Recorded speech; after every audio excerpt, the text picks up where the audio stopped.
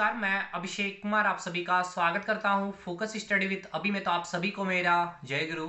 तो जेपीएससी के जितने भी स्टूडेंट्स तैयारी कर रहे हैं, एक छोटी सी अपडेट है, बहुत अच्छी अपडेट है। उम्र सीमा को लेकर के भी और आपकी वैकेंसी को लेकर के भी बहुत अच्छा आपको अपॉर्चुनिटी मिल चुका है।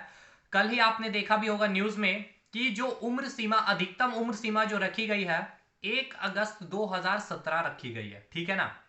यानी अगर बात किया जाए तो आपको अप्रोक्स 7 साल की छूट दे दी गई है। और न्यूनतम उम्र सीमा जो है आपकी 1 अगस्त 2024, मतलब अधिकतम उम्र सीमा आप सोच सकते हैं 1 अगस्त 2024 रखी गई है।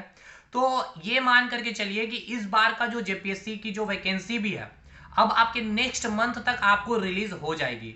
देखिए ये चीजें, मैं इन सब चीज़ों पे वीडियो कम बनाता हूँ, ना ही ये चैनल आपका इन्फॉर्मेशन दिया जाता है, न्यूज़ वगैरह चीज़ें यहाँ पढ़ी जाती है कि वैकेंसी कब आएगी, इतनी वैकेंसी आएगी। ये सब चीज़ें हम लोग काम किए हैं आपके साथ मिलकर के कंटेंट पे।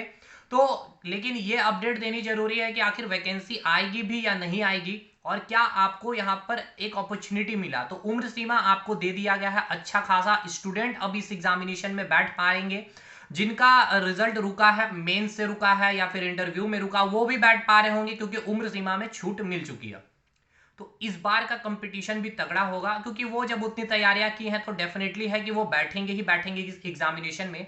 लेकिन ये अपने माइंड में, जो नए स्टूडेंट से ये सोच कर ना बैठे कि ना बैठा ले अपने माइंड में कि वो अब बैठेंगे तो हमारा भाई नंबर कट जाएगा। ऐसा कुछ नहीं है। आपकी मेहनतें ही सब कुछ आपको डिसाइड करती है कि आप वाकई इसके लिए समर्थ हैं या भी नहीं है। तो अच्छी अपॉर्चुनिटी है। एज लिमिट में छूट दे दी गई है आपको। अधिकतम उम्र सीमा मैं फिर से कहूं 1 अगस्त 2017 रखा गया।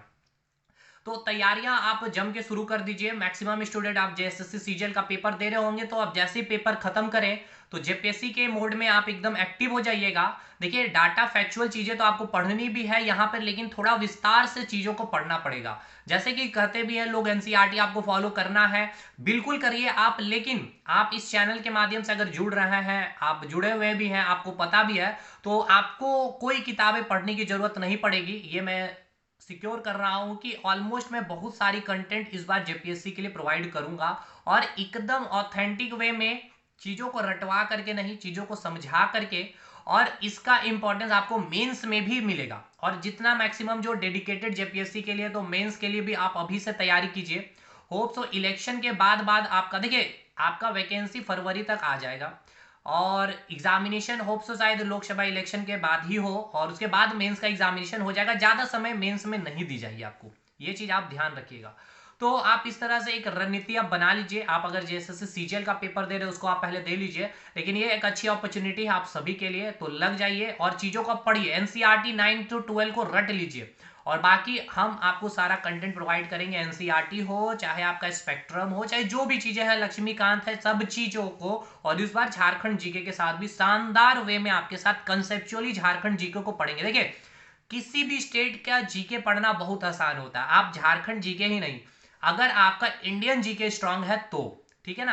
क्योंकि जब जलवायु आप पढ़ेंगे, झारखंड की जलवायु या फिर झारखंड की फॉरेस्ट को आप पढ़ रहे होंगे, तो एक बात ये बतलाइए, क्या जलवायु का डेफिनेशन, क्या वन या फिर फॉरेस्ट का डेफिनेशन क्या चेंज हो जाएगा जो आप इंडिया में पढ़े होंगे? नहीं हुआ।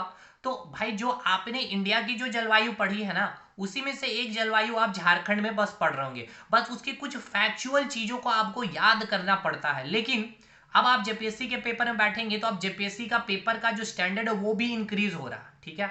तो अब पूछने का तरीका भी स्टेटमेंट वाइज चीजों को ज्यादा किया जा रहा है। देखा जा रहा है कि आपने चीजों को कितना पढ़ा है, और पढ़ने के दौरान आपने कितना चीजों को समझा, ठीक है ना। तो ये चीजें आप याद रखिए, और मेंस में आपको ये भी अब देखा जाएगा कि आपने कितना क्वेश्चन को प्रैक्टिस किया है लिख लिख करके। और एक चीज में, एक दिन में, 2 दिन में ये चीजें डेवलप नहीं होगी। लिखने की प्रैक्टिस बनाइए। आपने देखा होगा कि मैं खुद कितना चीजों को लिख करके मैं आपको पढ़ाता हूँ। रीजन इसके पीछे यही है कि मेंस में अपना एक अच्छा आंसर राइटिंग बनाया जा सके, ठीक है भाई।